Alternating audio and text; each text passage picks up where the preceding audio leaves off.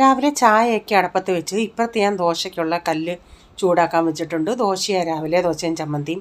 അതിനുശേഷം മീൻ കറി വയ്ക്കാനായിട്ടുണ്ടായിരുന്നു. അയലമീൻ അത് ഒന്ന് വെട്ടിയെടുത്ത് വെച്ചിട്ടുണ്ട് മീനൊക്കെ.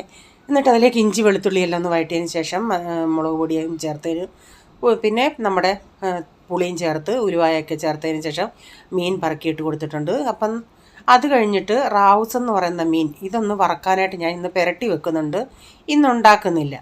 അപ്പോൾ ഒരു കുക്കർ അവിയൽ ഉണ്ടാക്കുന്നുണ്ട്. കൊച്ചവിടെ ഇന്ന് പാട്ട് കേട്ടിട്ട് ഗിത്താർ അടിച്ച് കളിക്കുമോ ബാറ്റും കൊണ്ട്.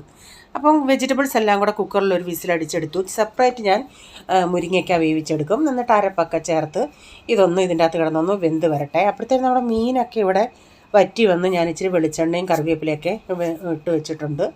പിന്നീട് ഒരു മോരുകറിയും കൂടെ ഉണ്ടാക്കുന്നുണ്ട്. മോരുകറിക്ക് മോരൊക്കെ ഒന്ന് തൈര് അടിച്ചെടുത്തിട്ടുണ്ട്. പിന്നെ അത് ലാസ്റ്റിൽ കടുകൂടെ വറുത്ത് ഇപ്പം നമ്മുടെ അവിയലൊക്കെ ഒന്ന് സെറ്റായിട്ട് വന്നിട്ടുണ്ടേ.